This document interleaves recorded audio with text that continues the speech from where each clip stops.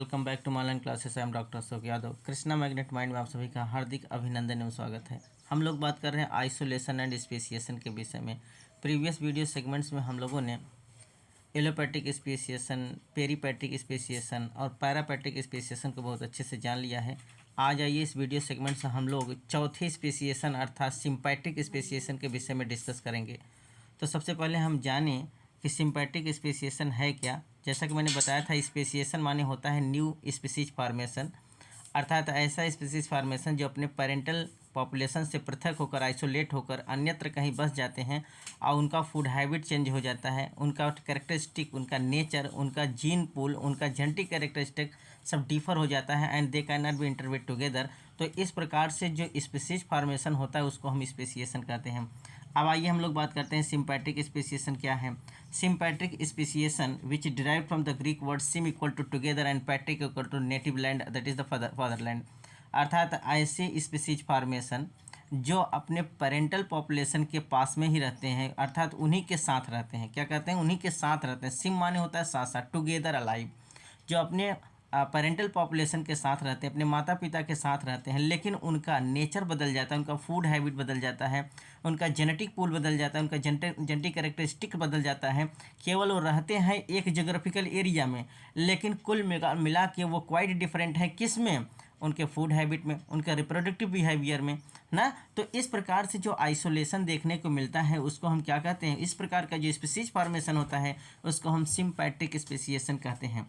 In this type of species formation, a small segment of original population becomes isolated reproductively।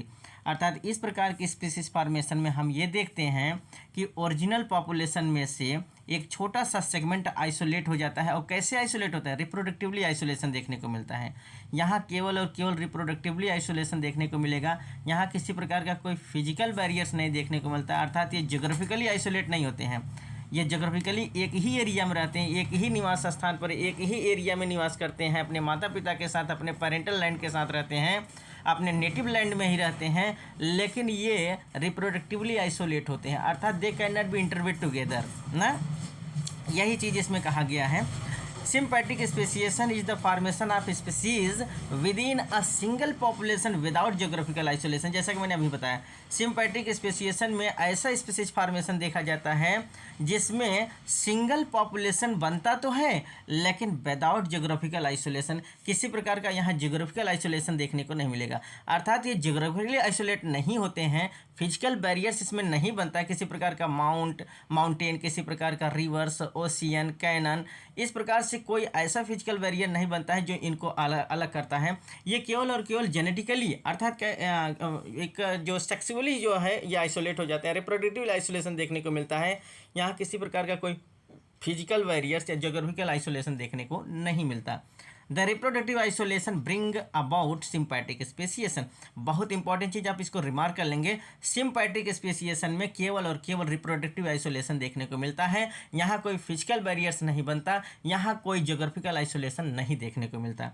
तो आप इसको remark कर लेंगे कि सिम्पैथिक स्पेसिएशन में केवल और केवल रिप्रोडक्टिव आइसोलेशन देखने को मिलता है। कौन सा? रिप्रोडक्टिव आइसोलेशन देखने को मिलता है। आइए बात करते हैं इसके विषय में थोड़ा सा और briefly. Sympathetic speciation is controversial. Some scientists doesn't believe it exists. देखिए ये एक कंट्रोवर्शियल हो गया है, अर्थात इसको सभी साइंटिस्ट, कुछ साइंटिस्ट इसको मानने से इनकार कर देते हैं। ये कहते हैं इस प्रकार का स्पेसिएशन इस यूनिवर्स में एग्जिस्टेंस में नहीं है, अर्थात अस्तित्व में ही नहीं पाया जाता, इसलिए सभी लोग इसको मान्यता नहीं दे रहे हैं। इस प्रकार से ये कंट्रोवर्शियल बन चुका है।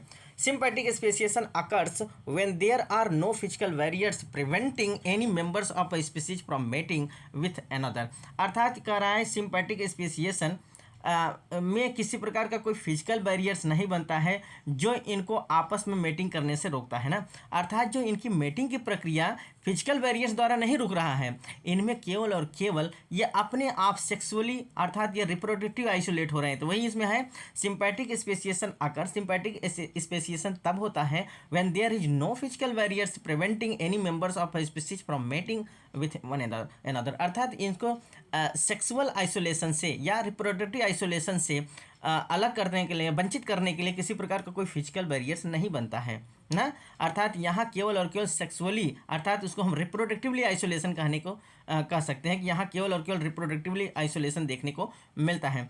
And all members are in close proximity to one another, और इसमें यह भी देखने को मिला है कि सभी मेंबर्स, जो न्यू स्पीसीज बनता है वो भी, और जो उनका पहले से नेटिव लैंड है, जो उनके फादर लैंड है, उनके सभी मेंबर्स एक साथ ही क्लोज प्रॉक्सिमिटी में रहते हैं, अर्थात एक साथ ही रहते हैं, रहने के लिए एक ही जोग्राफिकल एरिया में रहते हैं, वो अलग नहीं होते हैं, लेकिन उनका नेचर बदल जाता है, उनका जीन पूल बदल जाता है, वो म्यूटेशन में देखने को मिलता है, वेरिएशन देखने को मिलता है, उनका नेचर, कैरेक्टरिस्टिक, जेनेटिक बिहेवियर, ये सब बिल्कुल क्वाइट डिफरेंट हो जाता है, वो अपने फादर लैंड के मेंबर से रिजेंबल नहीं करते हैं।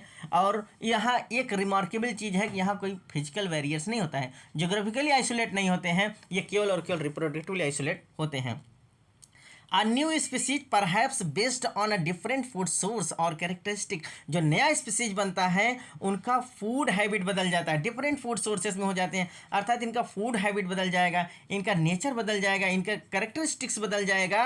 The theory is that some individuals become independent of certain aspects of an environment, जिसमें से कुछ इंडिविजुअल्स, कुछ ऐसे मेंबर्स होते हैं जो उनका इन्वायरमेंट, उनका एक अलग इन्वायरमेंटल एस्पेक्ट्स बन जाता है, उनका एक अलग सूझबूझ बन जाता है, उनका एक विचार, एक नेचर, एक उनका जीन पूल, उनका जेनेटिक कैरेक्टरिस्टिक, सब कुछ बिल्कुल क्वाइट डिफरेंट हो जाता है।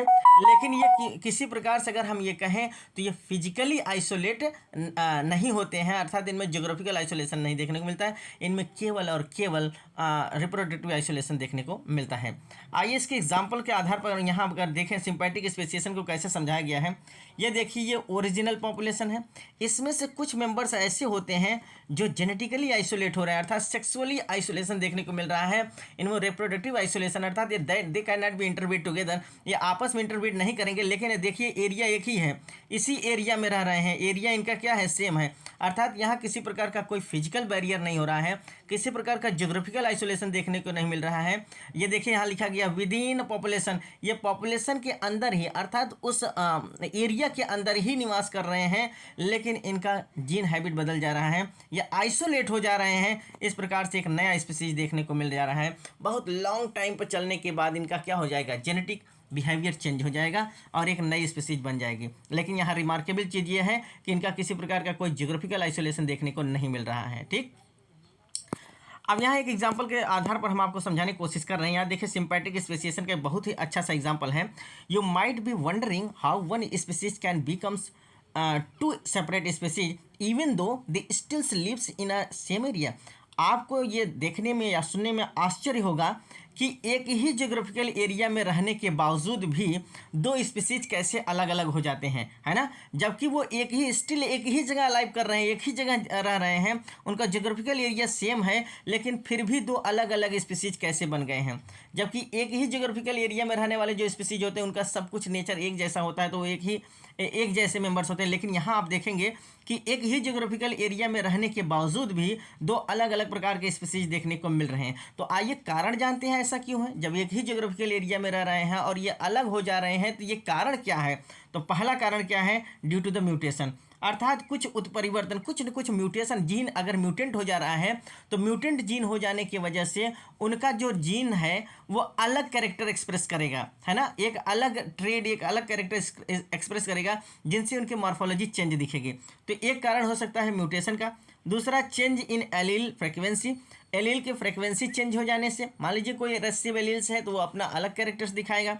अगला, बिहेवियर चेंज, उनका बिहेवियर चेंज हो जाता है। रिप्रोडक्टिव आइसोलेशन, अगर वो रिप्रोडक्टिवली आइसोलेट हो गए हैं, अपने कुछ मेंबर जो है अलग से आपस में रिप्रोड्यूस कर रहे हैं, अपने मदरलैंड से अलग होकर वहाँ के जो मेंबर्स हैं उनके साथ उनका सेक्सुअल कॉन्टैक्ट नहीं हो रहा है, ब्रीडिंग नहीं हो रहा है, मेटिंग नहीं हो रहा है, तो क्या हो जाएंगे, बिल्कुल आइसोलेट हो जाएंगे।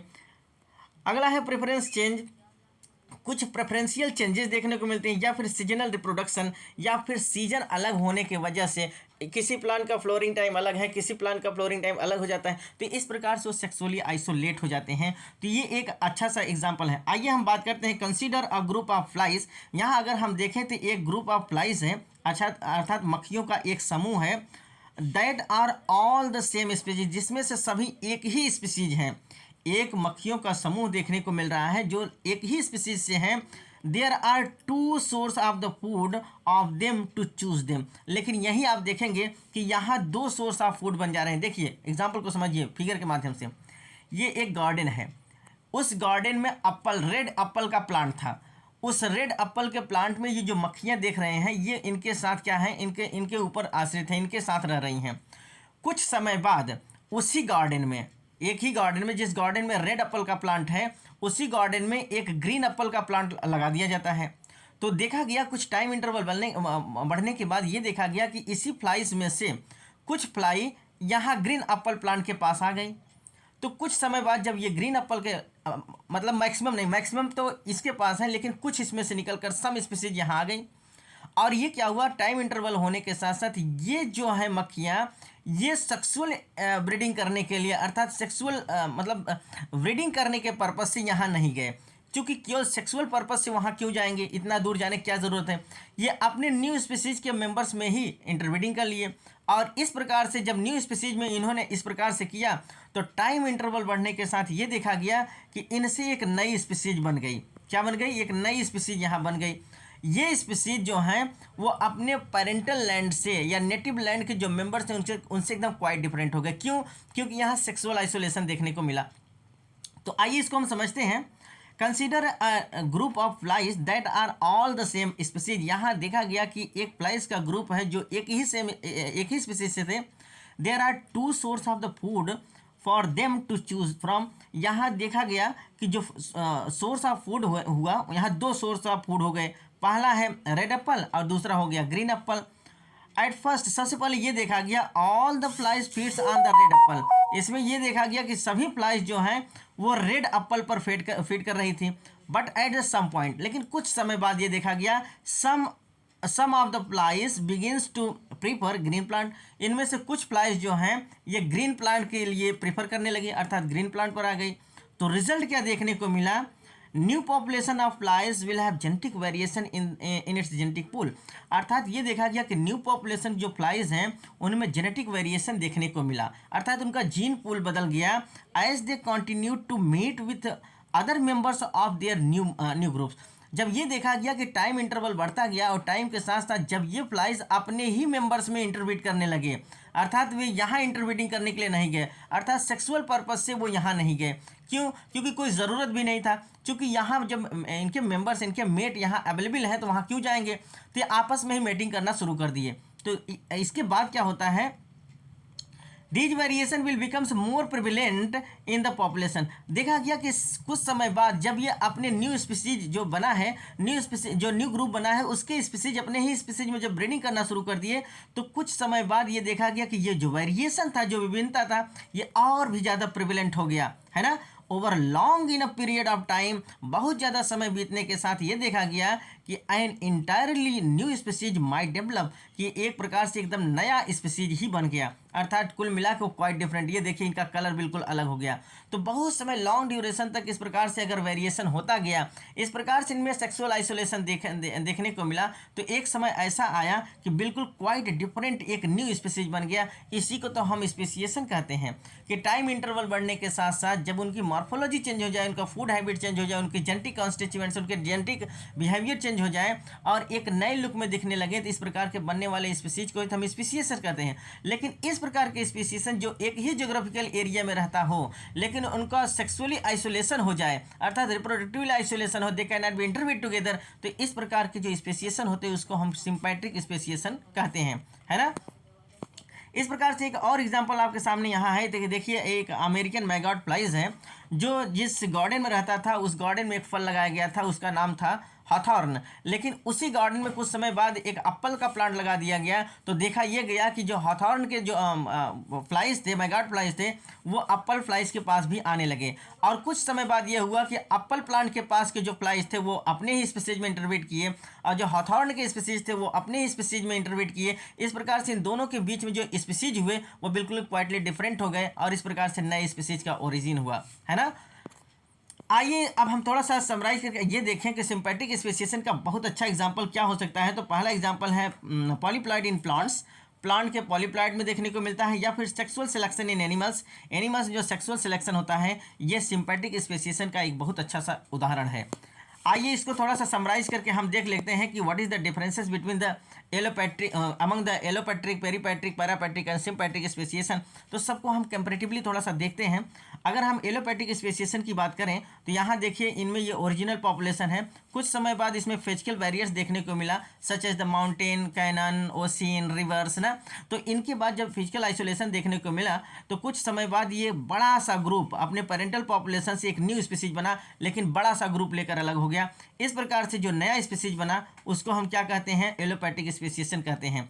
और ये क्या हुआ, अपने पेरेंटल पॉपुलेशन से दूर जाकर निवास करने लगे। ठीक इसी प्रकार से पेरीपैट्रिक स्पेसिएशन की हम बात करें तो पेरी का मतलब जो होता है वो नियर, अर्थात थोड़ा सा दूर हटके, लेकिन अपने पेरेंटल पॉपुलेशन के पेरीफेरी में ही रहते हैं, इर्द गिर्द में ही रहते हैं। तो यहाँ देखिए ये इनका ओरिजिनल पॉपुलेशन, यहाँ से एक छोटा सा ग्रुप निकलता है। यहाँ आप देखे थे बड़ा ग्रुप निकलता है, यहाँ से इस पेरेंटल ओरिजिनल पॉपुलेशन में से एक छोटा सा न्यू ग्रुप निकलता है, एक छोटा सा पॉपुलेशन निकलता है, और ये अपने पेरेंटल पॉपुलेशन के पेरीफेरी में ही अपना ग्रुप बनाकर रहने लगते हैं। And they can not B interbreed together. इस प्रकार से जो स्पीसीज बनता है उसको हम क्या कहते हैं, पेरीपैट्रिक स्पेसिएशन। तो पेरीपैट्रिक एलोपैट्रिक में क्या आता है, एलोपैट्रिक स्पेसिएशन में अपने पेरेंटल पॉपुलेशन से एक लार्ज ग्रुप निकलता है, जबकि पेरीपैट्रिक में अपने पेरेंटल पॉपुलेशन से स्मॉल ग्रुप बाहर निकलता है, और दोनों में physical barriers as well as the reproductive barriers देखने को मिलता है। पैरापैट्रिक स्पेसिएशन अगर हम देखें तो ये एक ओरिजिनल पॉपुलेशन है, और इसमें से क्या होता है, न्यू हैबिटेट इंटर्ड हो जाता है, अर्थात यहाँ इनका क्या होता है, इनके जो मेंबर्स इनसे अलग होते हैं वो बिल्कुल एडजेसेंट में ही रहते हैं, अपने पेरेंटल पॉपुलेशन के समीप एडजेसेंट में ही निवास करते हैं, और ये बिल्कुल पूर्ण रूप से सेक्सुअली आइसोलेट हो जाते हैं, अर्थात यहाँ किसी प्रकार का रिप्रोडक्टिव आइसोलेशन देखने को नहीं मिलता है। इस प्रकार से पैरापैट्रिक स्पेसिएशन देखने को मिला। सिम्पैट्रिक स्पेसिएशन ये देखा गया कि ये सिम माने होता है बिल्कुल साथ साथ टुगेदर लाइव करते हैं। ओरिजिनल पॉपुलेशन में से देखा गया कि इसी पॉपुलेशन के बीच में ही एक न्यू ग्रुप बनने लगा, और ये न्यू ग्रुप जो है पूर्ण रूप से सेक्सुअली आइसोलेट हो गए। क्यों? क्योंकि इनमें म्यूटेशन देखने को मिला, इनके अंदर बहुत सारे वेरिएशंस देखने को मिले, इनका जेनेटिक पूल बदल गया, इनके अंदर जेनेटिक वेरिएशन देखने को मिला। इस प्रकार से ये क्वाइटली डिफरेंट हो गए और बिल्कुल अपने पेरेंटल पॉपुलेशन एक ही ज्योग्राफिकल एरिया में लेकिन अलग अलग स्पीसीज बनकर रहने लगे। तो इसको हम सिम्पैट्रिक स्पेसिएशन कहते हैं। आज के वीडियो सेगमेंट्स में बच्चों हम लोगों ने टोटल स्पेसिएशन को डिस्कस कर लिया। इस वीडियो सेगमेंट्स में हम लोगों ने इस आइसोलेशन एंड स्पेसिएशन को कवर किया है। उम्मीद है ये वीडियो सेगमेंट्स आपको बहुत अच्छे से समझ में आया होगा। अगर ये वीडियो सेगमेंट्स आपके लिए हेल्पफुल हो, अच्छे से समझ में आया हो, तो ज़्यादा से ज़्यादा चैनल को सब्सक्राइब करें, लाइक करें, शेयर करें अपने यार दोस्तों में, जिससे उनकी भी तैयारी सुचारू रूप से चल सके। अगर आपने बेल आइकन को प्रेस नहीं किया है तो बेल आइकन को प्रेस करें, जिससे जो हमारे नए नोटिफिकेशन बने हैं वो आपके पास तक पहुँचते रहें। कमेंट बॉक्स में बच्चों अगर आपको कोई सुझाव देना है या कोई लेक्चर आपको सजेस्ट करना है तो आप कमेंट बॉक्स में जरूर जाएं, जरूर लिखें, हम उसको जरूर देखते हैं। मिलते हैं बच्चों नेक्स्ट वीडियो में नेक्स्ट सेगमेंट के साथ। तब तक के लिए बच्चों धन्यवाद।